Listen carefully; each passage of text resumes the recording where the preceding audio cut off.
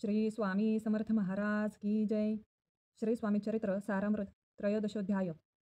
श्री गणेशाय नमः. शुक्ल पक्षीचा शशिकर वाढे जैसा उत्तरोत्तर तैसे हे स्वामी चरित्र अध्यायी वाढले. द्वादशाध्यायाचे अंती. श्रीपाद भट्ट बाळप्पा प्रती कपटयुक्तीने फसवू पाहती परी झाली व्यर्थची. खिन्न झाला चोळप्पा म्हणे श्रींची पूर्ण कृपा. मजहुनी तया बाळप्पा प्रिय असे जाहला. वर्तले ऐसे वर्तमान बाळप्पा एकनिष्ठा धरोना. स्वामी सेवा रात्रंदिन अत्यानंदे करीत असे. स्वयंपाकादिक करावयासी लज्जा वाटत असे त्यासी. तया ते एके समयासी काय बोलती समर्थ. निर्लज्जासी सन्निध गुरु असे जाण निरंतरू. ऐसे बोलता सद्गुरु बाळप्पा मनी समजला.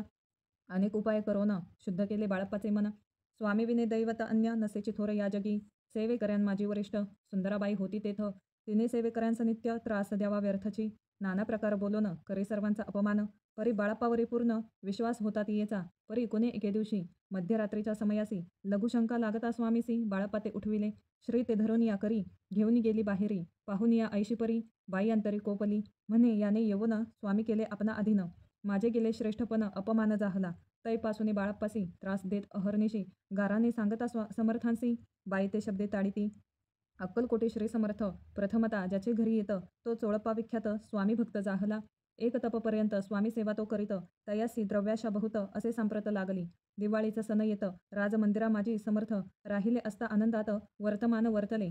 कोण्या भक्ते समर्थांसी अर्पिले होते चंद्रहारासी. सणानिमित्त त्या दिवशी अंगावरी घालावा. राणीची ये मनात विचार येता त्वरित. सुंदराबाईसी बोलत चंद्रहार द्यावा की. सुंदराबाई बोलली तो आहे चोळप्पाजवळी. ऐसे ऐकता त्या काळी जमादार पाठविला. गंगूलाल जमादार चोळप्पाजवळी ये सत्वर. म्हणे द्यावा की चंद्रहार राणीसाहेब मागती. चोळप्पा बोले तयासी हार नाही आम्हापासी. बाळप्पा ठेवितो तयासी तुम्ही मागुनी घ्यावा की. ऐसे ऐकुनी उत्तर गंगूलाल जमादार बाळप्पाजवळी येऊनी सत्वर हार मागू लागला. बाळप्पा बोले उत्तर आपणापासी चंद्रहार वरी चोळप्पाची त्यावर सत्ता असे सर्वस्वी. ऐसे ऐकुनी बोलणे जमादार पुसे चोळप्पा कारणे. जबाब दिधला चोळप्पाने बाळप्पा देती तरी घेईचे. ऐसे भाषण ऐकून जमादार परतोन नृपमंदिरी येऊन वर्तमान सर्व सांगे. चोळप्पाची ऐकुनी कृती राग आला राणीप्रती. सुंदराबाईंनी ही गोष्टी तयाविरुद्ध सांगितल्या. कारभार चोळप्पाचे करी जो होता आजवरी तो काढूनी त्यासी दुरी करावे राणी म्हणत असे. पहिलेच होते बाईच्या मनी सहाय्य झाली आता राणी. सुंदराबाईचा गगनी हर्ष तेव्हा न समावे. चोळप्पाने आजवरी केली समर्थांची चाकरी. धनप्राप्ती तया भारी समर्थ कृपेने होत असे. असो एके अवसरी काय झाली नवलपरी. बैसली समर्थांची स्वारी भक्तमंडळी वेष्टीत. एक वस्त्र तयावेळी पडले होते श्रींजवळी. तयाची करुनिया झोळी समर्थे करी घातली. अल्लख शब्द उच्चारिला म्हणती भिक्षा द्या आम्हाला. तयावेळी सर्वत्रांना आश्चर्य वाटले. झोळी घेतली समर्थे काय असे उने तेथे. जे जे दर्शना आले होते त्यांनी भिक्षा घातली. कोणी एक कोणी 2 रुपये टाकीती आणून. न लागता एक क्षण 100वर गणती झाली. झोळी चोळप्पा ते देऊन समर्थ बोलले काय वचन.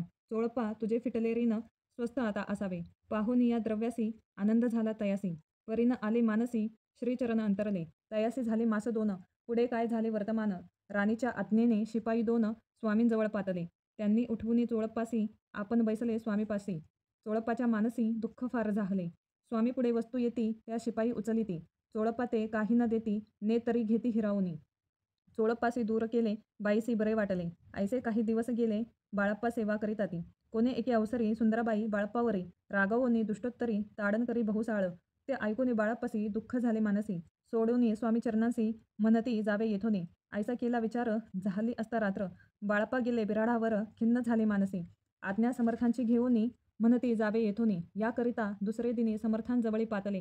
आपुली आज्ञा घ्यावयासी बाळप्पा येतो या समयासी. अंतर्ज्ञानी समर्थांसी तत्काळ विदित जाहले. तेव्हा एका सेवेकऱ्यास बोलले काय समर्थ. बाळप्पा दर्शनास येत त्यासी आसन दाखवावे. बाळप्पा येता त्या स्थानी आसन दाविले सेवेकऱ्यांनी. तेव्हा समजले निजमनी आज्ञा आपणा मिळेना. कोठे मांडावे आसन विचार पडला त्या लागून. तो त्याच रात्री स्वप्न बाळप्पाने देखिले. श्री मारुतीचे मंदिर स्वप्नी आले सुंदर. तेथे जाऊनी सत्वर आसन त्यांनी मांडिले. श्री स्वामी समर्थ या मंत्राचा जप करीत एक वेळ दर्शना येतं. हिशेब ठेवीत जपाचा. काढून दिले बाळप्पासी आनंद झाला बाईसी. गर्व भरेती कोणासी मानेनाशी जाहली. सुंदराबाईसी करावे दूर समर्थांचा झाला विचार. त्याप्रमाणे चमत्कार करून या दाविती. जे कोणी दर्शना येती त्यांसी बाई द्रव्य मागत. धनधान्य साठवित ऐशा प्रकारे करोनी. बाईंची कृत्ये दरबारी विदित केली थोर थोरी. बाईने राहावे दूरी श्रीचरणांपासूनी. परी राणीची प्रीती बाईवरी बहुत होती. या कारणे कोणाप्रती धैर्य काही होईना.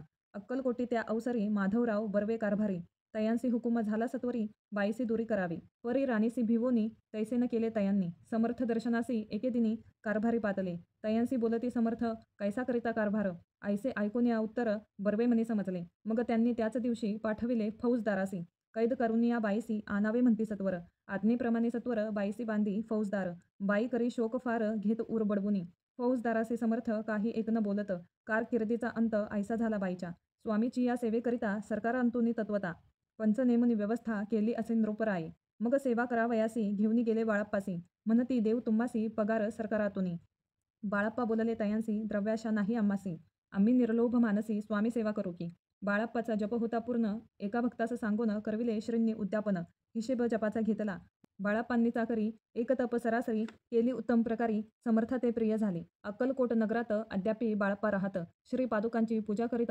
निराहार राहुनी जे जे झाले स्वामी भक्त त्यात बाळप्पा श्रेष्ठ तयांवरी श्री समर्थ करीत होते प्रेम बहु ऐसे बाळप्पांचे चरित्र वर्णिले असे संकलित स्वामी चरित्र सारामृतात चरित्र सार घेतले दृढ निश्चय आणि भक्ती तैसे सद्गुरुचरणी आसक्ती तेने येत मोक्ष हाती अन्य साधने व्यर्थचे दृढ निश्चयाचे उदाहरण हे असे चरित्र पूर्ण श्रोती होऊन सावधान श्रवणी आदर धरावा उगीत करीती दांभिक भक्ती त्यावरी स्वामी कृपा न करीती सद्भावे जे नमस्कारिती त्यावरी होती कृपाळू पुढील अध्यायी सुंदर कथा ऐका श्रोते देऊनी चित्ता जेने निवारे सर्व व्यथा पापराशी दग्ध होती अक्कलकोट निवासिया जय जयाजी स्वामी राया रात्रंदिन तुझ्या पाया विष्णू शंकर वंदिती इति श्री स्वामी चरित्र नाना प्राकृत कथा संमत सदा भक्त परिसोत त्रयोदशोध्याय गोडहा इति श्री स्वामी चरित्र सारामृते त्रयोदशोध्यायः श्री स्वामी समर्थ चरणार्पणमस्तु शुभं भवतु अवधूत चिंतन श्री गुरुदेव दत्त।